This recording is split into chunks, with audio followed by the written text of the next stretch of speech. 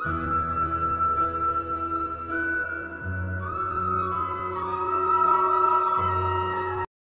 नमो भगवते वासुदेवाय। ओम नमो भगवते वासुदेवाय। ओम नमो भगवते वासुदेवाय। জয় শ্রীকৃষ্ণ। রাধে রাধে। বন্ধুরা, আপনাদের জীবনে যা কিছু পাওয়ার আকাঙ্ক্ষা রয়েছে এবং যত সমস্যাই আপনার পথ আগলে রাখুক না কেন, শ্রীমদ্ ভগবদ গীতার এই 25টি অমূল্য উপদেশ আপনার জন্য একটি আলোকবর্তিকা। এই জ্ঞান কোনো সাধারণ তথ্য নয়, এটি এক অমৃত সমান, যা আপনার হতাশ বা মৃতপ্রায় মন এবং জীবনে নতুন প্রাণের সঞ্চার করবে। যিনি এই উপদেশগুলো মনোযোগ দিয়ে হৃদয়ঙ্গম করবেন, তিনি শুধু নিজের প্রতিটি সমস্যার সমাধানই পাবেন না, বরং তার সব আকাঙ্ক্ষা পূরণ হবে এবং জীবনের সব দুঃখ চিরতরে দূর হয়ে যাবে। তো বন্ধুরা, চলুন জেনে নেওয়া যাক শ্রীমদ্ ভগবদ গীতার 25টি মূল্যবান উপদেশ কি। শ্রীমদ্ ভগবদ গীতার প্রথম এবং প্রধান শিক্ষা হল আত্মস্বরূপের উপলব্ধি। জীবনের পথে চলার জন্য শ্রীকৃষ্ণ যে প্রথম উপদেশটি দিয়েছেন, তা কোনো সাধারণ উপদেশ নয়, বরং পরম সত্যের দিকে যাত্রার সূচনা। এই যাত্রার প্রথম ধাপই হল নিজের উপর নির্ভরশীল হওয়া। যখন আপনি নিজের মধ্যে সম্পূর্ণ প্রতিষ্ঠিত হন, তখন কোনো বাহ্যিক শক্তি আপনাকে বিচলিত করতে পারে না। জীবন যেন এক মহাগ্রন্থ, আর এর প্রতিটি অধ্যায়ে আমাদের নিজেদেরকেই নায়ক হতে হয়। যখন আমরা অন্য কারোর ওপর নির্ভরশীল হয়ে পড়ি, তখন আমরা আমাদের জীবনের চালকের আসনটি অন্যের হাতে তুলে দিই। গীতা আমাদের শেখায় যোগস্থ কুরু কর্মাণি, অর্থাৎ যোগে স্থিত হয়ে কর্ম করো। এই যোগ হলো নিজের আত্মিক শক্তিতে স্থির থাকা। অন্যকে নির্ভর করা মানে নিজেকে দুর্বলতার শিকলে বেঁধে ফেলা। সেই দুর্বলতার সুযোগ নিয়েই অন্যেরা আপনাকে শোষণ করে। আপনার জীবনের নিয়ন্ত্রণ আপনার হাতে না থাকলে আপনি অপরের খেয়াল খুশির দাসে পরিণত হন। আমরা প্রায়ই একাকিত্বকে ভয় পাই, অথচ এই একাকিত্বই হলো আত্মার সঙ্গে সংযোগ স্থাপনের শ্রেষ্ঠ সুযোগ। একাকিত্ব কোনো শূন্যতা নয়, এটি হলো জীবনের কোলাহল থেকে দূরে নিজের ভেতরের সত্তার দিকে ফিরে তাকানো। যখন আপনি একাকিত্বকে ভয় পান, তখন আপনি এমন মানুষের সঙ্গে সম্পর্ক গড়তে বাধ্য হন যারা আপনার এই দুর্বলতাকে তাদের স্বার্থে ব্যবহার করে। ভগবদ্গীতা বলে, স্বধর্মের নিধনং শ্রেয় পরধর্ম ভয়াবহ, অর্থাৎ নিজের পথেই মৃত্যু শ্রেয়, অন্যের পথে ভয়াবহতা লুকিয়ে আছে। এই স্বধর্ম হলো নিজের আত্মাকে জানা এবং সেই অনুযায়ী জীবন পরিচালনা করা। আপনার বস, আপনার পরিবার বা অন্য কোনো সম্পর্কের বন্ধন, এই সব কিছু তখনই আপনার উপর প্রভাব বিস্তার করতে পারে যখন আপনি তাদের উপর নির্ভরশীল। এই নির্ভরশীলতা আপনাকে দাসত্বে পরিণত করে। কিন্তু যখন আপনি নিজের মূল্য এবং ক্ষমতা উপলব্ধি করেন, তখন আপনার সামনে অনেক পথ খুলে যায়। আপনি জানেন যে আপনার জীবন আপনার কর্মফলের উপর নির্ভরশীল, কোনো মানুষের দয়ার উপর নয়। এই জ্ঞানই আপনাকে প্রকৃত মুক্তি এবং স্বাধীনতা এনে দেয়। সুতরাং গীতার এই উপদেশ শুধু একটি জাগতিক পরামর্শ নয়, এটি একটি আধ্যাত্মিক পথের দিশা।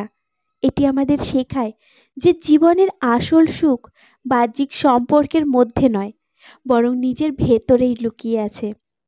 যখন আপনি আপনার আত্মাকে জানেন এবং নিজের ওপর সম্পূর্ণ ভরসা রাখতে পারেন, তখনই আপনি প্রকৃত অর্থে স্বাধীন এবং সুখী হতে পারেন।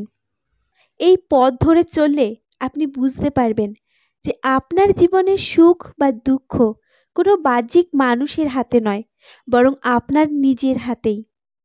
শ্রীমদ্ ভগবদ গীতার দ্বিতীয় উপদেশে একাকিত্বের এক নতুন আধ্যাত্মিক দিক প্রকাশিত হয়েছে।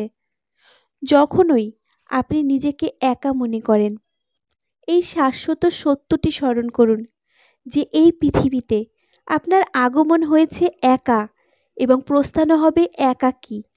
এই জাগতিক সম্পর্কের মায়া ক্ষণস্থায়ী। বাবা মা যারা আপনাকে জন্ম দিয়েছেন তারাও একসময় আপনাকে ছেড়ে চলে যাবেন। তাহলে অন্যদের কাছ থেকে কী বা প্রত্যাশা করা যায়? যখনই কোনো আপনজন আপনাকে ছেড়ে যায় তখন হতাশ না হয়ে এই পরম সত্যটি উপলব্ধি করুন যে পরমাত্মা শ্রীকৃষ্ণ সর্বদা আপনার সঙ্গে আছেন। তার বাণী চিরন্তন। আমি সেই মানুষকে কখনো একা ছেড়ে যাই না যে আমার অস্তিত্বে বিশ্বাস রাখে বা না রাখে, কারণ তারা সকলেই আমারই সন্তান। ভগবানের এই গভীর আশ্বাসটি মমই বাংশ জীবলোকে জীবভূত সনাতনা শ্লোকে প্রতিধ্বনিত হয়, যেখানে বলা হয়েছে যে প্রতিটি জীবই ঈশ্বরের শাশ্বত অংশ। তাই একাকিত্ব কোনো ভয় বা দুঃখের কারণ হতে পারে না, বরং এটি নিজের ভেতরের ঈশ্বরীয় সত্তাকে খুঁজে পাওয়ার একটি সুযোগ। অনেক সময় আমরা মনে করি কিছু না থাকার চেয়ে কিছু থাকা ভালো, কিন্তু আধ্যাত্মিক দৃষ্টিতে অর্থহীনতার চেয়ে নিঃসঙ্গতা শ্রেয়। ভুল মানুষের সঙ্গে থাকার চেয়ে একা থাকা অনেক বেশি প্রশান্তিদায়ক এবং আত্মিক উন্নতির সহায়ক।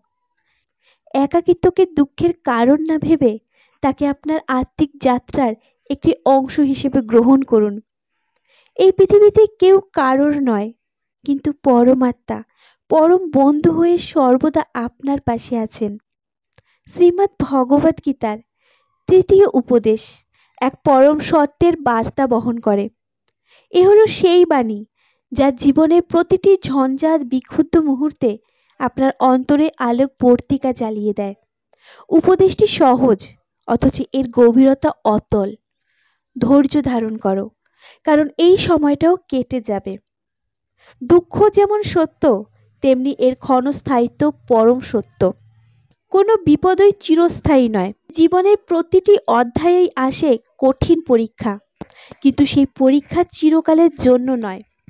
দুঃখ, কষ্ট, হতাশা এগুলো ক্ষণিকের অতিথি। যে ব্যক্তি এই সত্যকে ধারণ করে ধৈর্য ধরে অপেক্ষা করতে জানে, সে জীবনের সবচেয়ে কঠিন পথকেও জয় করতে পারে। গীতার এই বাণী শুধু একটি উপদেশ নয়, এটি মানবাত্মার জাগরণের এক মহামন্ত্র।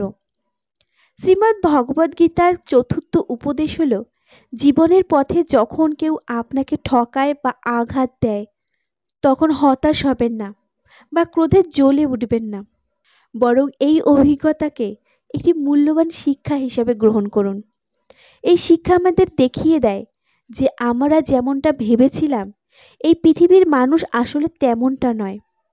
অনেকেই ভদ্রতা ও ভালোবাসার মুখোশ পরে থাকে, কিন্তু তাদের অন্তরের আসল রূপটি থাকে ভিন্ন। আমরা যখন কাউকে একটু আঘাত করি বা যখন নিজেরা কোনো বিপদে পড়ি, তখন সেই মুখোশ খসে পড়ে এবং তাদের প্রকৃত স্বরূপ প্রকাশিত হয়। তাই জীবনে সহজে কাউকে বিশ্বাস করবেন না এবং কারো উপর অতিরিক্ত নির্ভরশীল হবেন না, কারণ এই জগতে মানুষ কখনো কারো চিরকালের সঙ্গী হয় না। আজকের আপনজন কাল হয়তো আপনার মন ভেঙে দিতে পারে। তাই আপনার মনকে সম্পূর্ণভাবে ঈশ্বরের চরণে সমর্পণ করুন। যখন আপনার মন ঈশ্বরের প্রতি উৎসর্গীকৃত হবে, তখন কোনো মানুষ আপনার হৃদয়কে আঘাত করতে পারবে না। ভগবদ্গীতার অষ্টাদশ অধ্যায়ে মোক্ষযুগে শ্রীকৃষ্ণ অর্জুনকে বলেছেন, মন্মনা ভাবা মদ্দক্ত মদজাজি মং নমস্কুরু মামে বৈশাসী সত্যং তে প্রতি জানি প্রিয় হসি মে। অর্থাৎ, তুমি তোমার মনকে আমাতে স্থির করো, আমার ভক্ত হও, আমার পূজা করো এবং আমাকে প্রণাম করো। এইভাবেই আত্মাকে আমাতে সমর্পণ করে তুমি আমাকেই লাভ করবে। মনে রাখবেন, এই জগতের সম্পর্কগুলো ক্ষণস্থায়ী এবং স্বার্থের ওপর নির্ভরশীল। যতক্ষণ পর্যন্ত আপনার প্রয়োজন আছে ততক্ষণই সবাই আপনার সঙ্গে মধুর ব্যবহার করবে, কিন্তু যখনই তাদের স্বার্থ ফুরিয়ে যাবে তখনই তারা আপনাকে অবহেলা করবে। তাই নতুন কোনো মানুষের সঙ্গে পরিচিত হওয়ার সময় প্রথমেই বিশ্বাস করে ফেলবেন না। তাদের প্রকৃত রূপ বোঝার জন্য সময় নিন। শ্রীমদ্ ভগবদ্গীতার পঞ্চম উপদেশটি হল, আপনার অতীতের বোঝা নামিয়ে রাখুন। জীবনের যাত্রাপথে আপনার মন যেন অতীতের কষ্ট আর অনুশোচনার জঞ্জালে আটকে না থাকে। কারণ যে মন অতীতের আঘাতে ক্ষত বিক্ষত, সে কখনো বর্তমানের আলোকোজ্জ্বল মুহূর্তগুলো অনুভব করতে পারে না। আপনার অতীত যতই অন্ধকার হোক না কেন, তার ছায়া যেন আপনার বর্তমানের ওপরে না পড়ে। যা ঘটে গেছে তা থেকে শিক্ষা নিন, যেন তা আপনার ভেতরের শিক্ষক হয়ে ওঠে। নিজেকে বলুন, এই ভুল আর কখনো হবে না। এরপর সমস্ত রাগ, দুঃখ আর হতাশা অন্যের ওপর চাপিয়ে দেওয়ার বদলে সেগুলোকে নিজের ভেতরের শক্তি হিসেবে গ্রহণ করুন। যতক্ষণ আপনি আপনার জীবনের দুঃখের কারণ অন্যের কাঁধে চাপিয়ে দেবেন, ততক্ষণ আপনি নিজেই নিজেকে এক অদৃশ্য কারাগারে আটকে রাখবেন। আপনার অতীতকে আপনি পরিবর্তন করতে পারবেন না, কিন্তু আপনার বর্তমান আপনার হাতেই রয়েছে। অতীতের যন্ত্রণা থেকে মুক্তি চাইলে আজকেই বাঁচতে শিখুন। বিশ্বাস করুন, এমন একজনও মানুষ খুঁজে পাবেন না যিনি অতীতের বিষণ্ণতায় ডুবে থেকেও খুশি আছেন। যারা আজকের দিনে বাঁচেন তারাই প্রকৃত আনন্দ খুঁজে পান। অতীত মানে হলো কষ্ট, অনুশোচনা আর অপমান, যা আপনাকে গ্রাস করতে পারে। ষষ্ঠ উপদেশ, জীবনের কেন্দ্রে সেই সব মানুষকে স্থান দাও যারা তোমার মূল্য বোঝে। যে তোমার মর্যাদা উপলব্ধি করতে পারে না, তার থেকে দূরত্বই উত্তম। বর্তমান যুগে সম্পর্কগুলো যেন এক বিষাক্ত জালে পরিণত হয়েছে, যেখানে মানুষ একে অপরের বিশ্বাস আর গুরুত্বকে অবহেলা করে। মনে রেখো, দুঃখ আসে তখন যখন তুমি তোমার আত্মাকে এমন মানুষের কাছে নিবেদন করো যারা এর যোগ্য নয়। গুরুত্ব কখনো কষ্ট দেয় না। কষ্ট আসে তখনই যখন সেই গুরুত্ব ভুল ঠিকানায় গিয়ে পৌঁছায়। সুতরাং তোমার জীবনের প্রতিটি মুহূর্ত, প্রতিটি ভাবনা শুধু তার জন্যই রাখো যে তোমার আত্মার প্রতিও যত্নশীল। যেখানে তোমার গুরুত্বের সামান্যতম অস্তিত্বও নেই, সেখান থেকে নিজেকে সরিয়ে নেওয়া ঈশ্বরের প্রতি তোমার নিজেরই এক উপহার।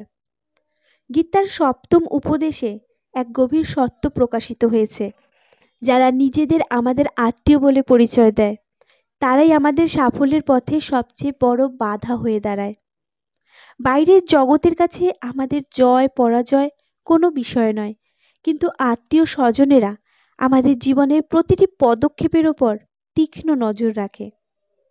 মুখে তারা যতই মিষ্টি কথা বলুক, এগিয়ে যাও, সাফল্য লাভ করো, সুখে থেকো। যখন আমরা সত্যিই সফল হই, তাদের অন্তরে আনন্দের পরিবর্তে ঈর্ষার আগুন জ্বলে ওঠে। আমরা প্রায়ই দেখি বাইরের জগৎ আমাদের কাজকে সম্মান করে, প্রশংসা করে, কিন্তু নিজের ঘরেই আমরা অবহেলিত। মহাভারতের যুদ্ধ কোনো বাইরের শত্রুর সঙ্গে হয়নি, হয়েছিল আপন ভাইদের সঙ্গে। ধৃতরাষ্ট্রের পুত্র দুর্যোধন এবং পাণ্ডবদের মধ্যে। দুর্যোধনের মনে পাণ্ডবদের প্রতি ঈর্ষার বিষ ছিল, আর সেই বীজ থেকেই জন্ম নিয়েছিল ভয়ানক যুদ্ধ, যেখানে অগণিত প্রাণহানি ঘটেছিল। এই ঘটনা প্রমাণ করে বাইরের লোকজনের চেয়ে আপনজনের ঈর্ষাই বেশি ভয়ঙ্কর। এরা বাইরে হয়তো মিষ্টি হাসে, কিন্তু ভেতরে ভেতরে আমাদের ভালো চায় না। তাই কাউকে আপন ভাবার আগে সতর্ক হন। নিশ্চিত হয়ে নিন সে কি সত্যিই আপনার শুভাকাঙ্ক্ষী, নাকি কেবল আপনজনের মুখোশ পরে আছে। মনে রাখবেন, অতিরিক্ত ভালো হতে গেলে অনেক সময় নিজের ক্ষতি হয়। গীতার অষ্টম উপদেশ আমাদের জীবন চলার পথে এক গভীর সত্যের বার্তা দেয়। এই জগৎ সংসারে কেবল ভালো মানুষ হওয়া যথেষ্ট নয়, বরং পরিস্থিতি ও সময় অনুযায়ী সঠিক বিচারবোধ থাকা অপরিহার্য।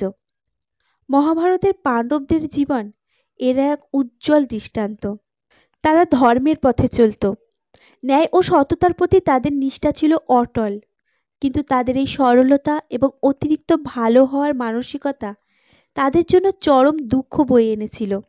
নিজেদের রাজ্য হারিয়ে প্রিয়তমা স্ত্রীকে সভা মধ্যে অপমানিত হতে দেখে এবং শেষ পর্যন্ত ভিক্ষা করে জীবন ধারণ করতে হয়েছিল। এই কাহিনী আমাদের শিক্ষা দেয় কেবল সরলতা ও ভালো মানুষ হিসেবে টিকে থাকা আজকের যুগে কঠিন। এই পৃথিবীতে অনেকেই আপনার সততাকে দুর্বল ভেবে সুযোগ নেয়। আপনি যত বেশি ভালো ব্যবহার করবেন, আপনার সরলতাকে তত বেশি কাজে লাগানোর চেষ্টা করা হবে। সুতরাং আধ্যাত্মিকভাবে নিজেদেরকে উন্নত করার পাশাপাশি এই জাগতিক জগতের প্রতিও আমাদের সচেতন থাকতে হবে। যেখানে আপনার সম্মান নেই, যেখানে আপনার মূল্য বোঝা হয় না, সেই সব স্থান ও সম্পর্ক থেকে দূরে থাকুন। মনে রাখবেন, আত্মসম্মান রক্ষা করাও এক ধরনের ধর্ম। নবম উপদেশ হলো আত্মার যেখানে শ্রদ্ধার আসন পায় না, সেখানে কখনো যেও না। মহাভারতের যুদ্ধের প্রাক্কালে শান্তির দূত শ্রীকৃষ্ণ যখন হস্তিনাপুরে আসেন, তখন তার উদ্দেশ্য ছিল ন্যায় প্রতিষ্ঠা করা। কিন্তু স্বার্থার্থ দুর্যোধন তাকে নিজের গৃহে আমন্ত্রণ জানায়, শুধুমাত্র রাজনৈতিক ফায়দা তোলার জন্য।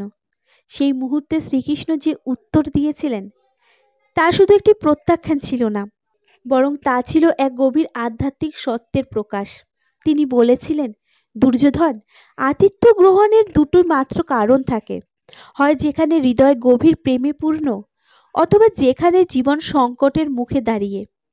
তোমার গৃহে না আছে আমার প্রতি প্রেম, আর আমার জীবনেও নেই কোনো সংকট। তুমি আমাকে ডাকছো শুধু তোমার স্বার্থ পূরণের জন্য।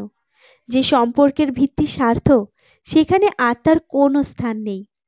এই কথাগুলো আমাদের শেখায় যে আমাদের জীবন এমন স্থানেই নিবেদন করা উচিত যেখানে আমাদের অন্তর ভালোবাসা ও শ্রদ্ধার দ্বারা আদৃত হয়, যেখানকার মাটি আমাদের আত্মাকে সম্মান জানায়। কেবল সেখানেই আমাদের শেখর গভীর হয়। শ্রীমদ্ ভগবদ গীতার দশম উপদেশটি এক শাশ্বত সত্যের প্রতি আলোকপাত করে। ধন, পদ বা ক্ষমতার দম্ভ যেন কখনো আমাদের হৃদয়ে স্থান না পায়। কুরুক্ষেত্রের রণভূমিতে দুর্যোধনের এই অহংকারই ছিল তার পতনের বীজ।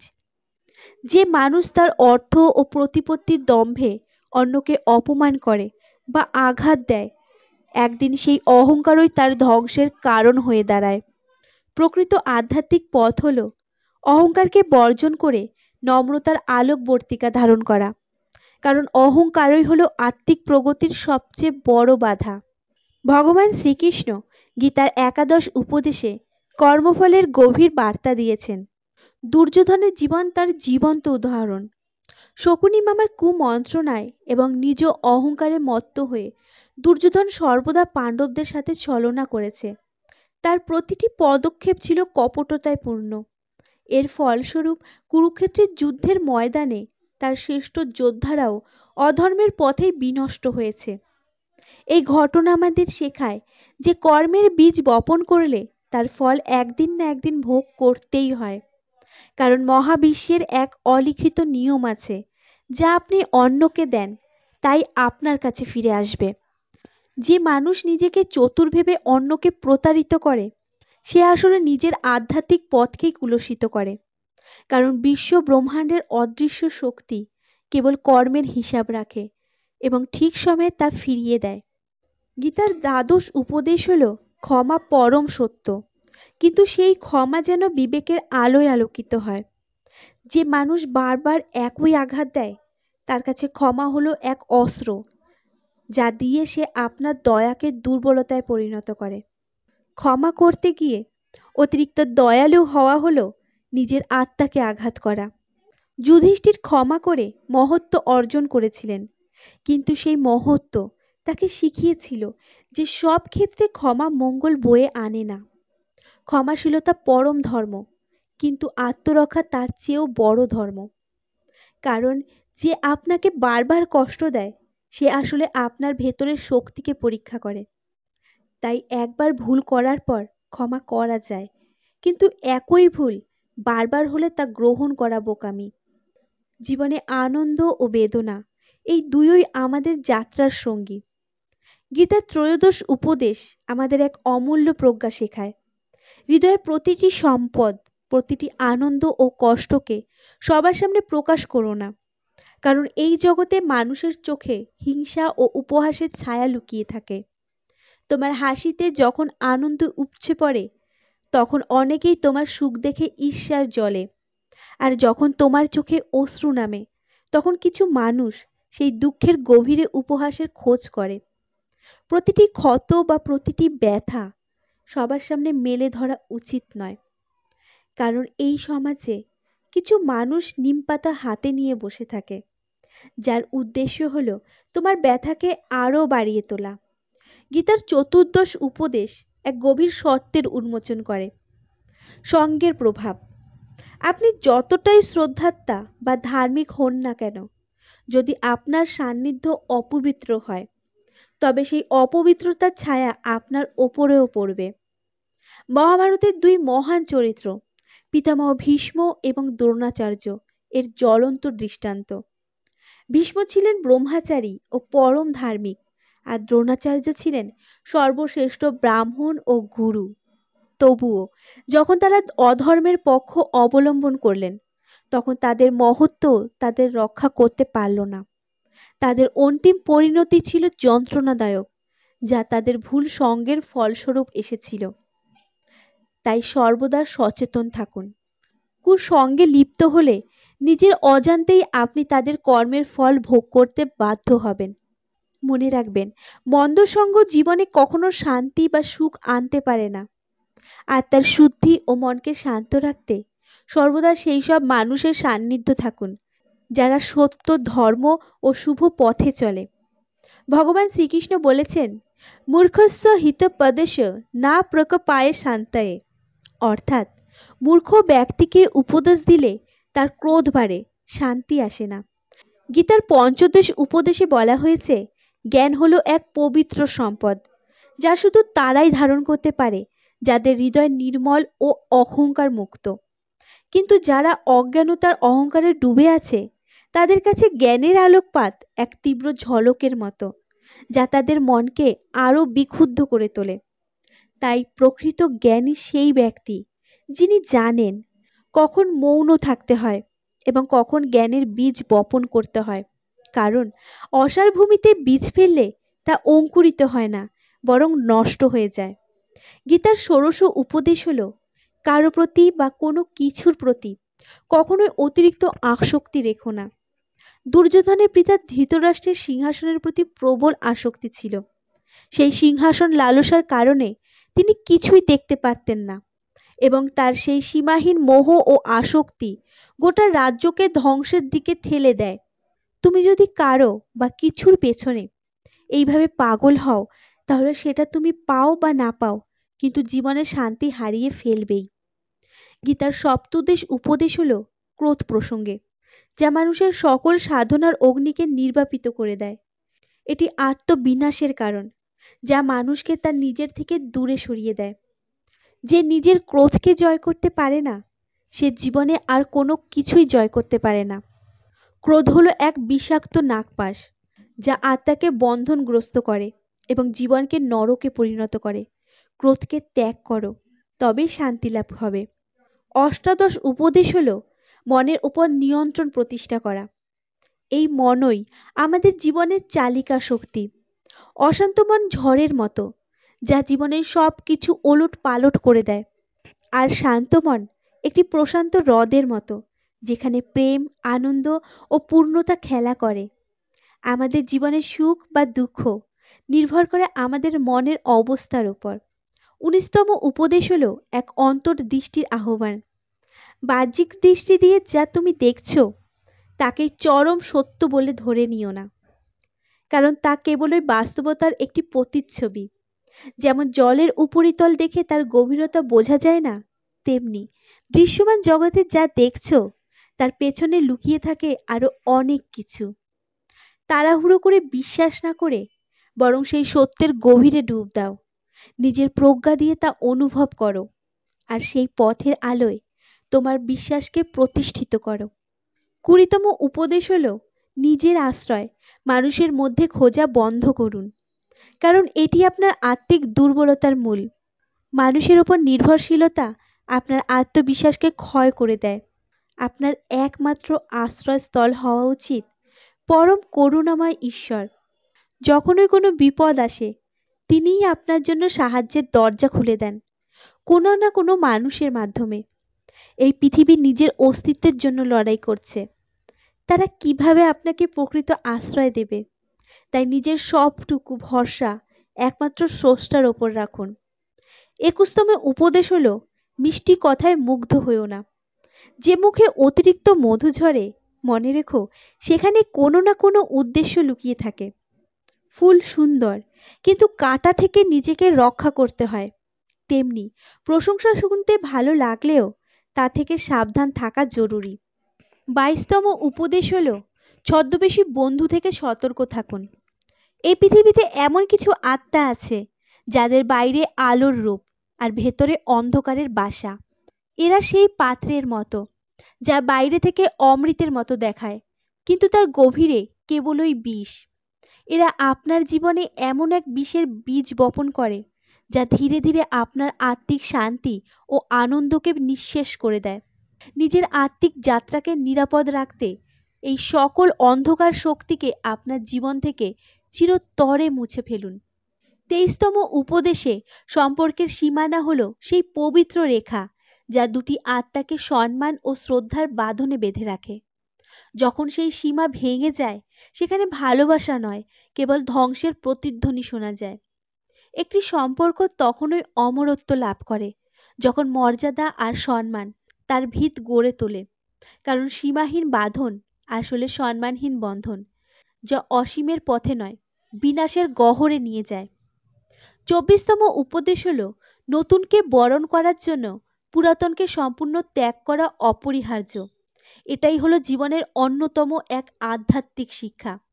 যখন কুরুক্ষেত্রের মহাযুদ্ধের কারণ জানতে চেয়ে দেবী কুন্তী শ্রীকৃষ্ণকে প্রশ্ন করেছিলেন, তখন তিনি বলেছিলেন, হে মাতা, অধর্ম তার চূড়ান্ত সীমায় পৌঁছেছিল, তাই তাকে বিনাশ করে নতুন ধর্মরাজ্য স্থাপন করা ছাড়া অন্য কোনো পথ ছিল না। এই বিনাশ কেবল ধ্বংস নয়, বরং নবসৃষ্টির এক পবিত্র আয়োজন।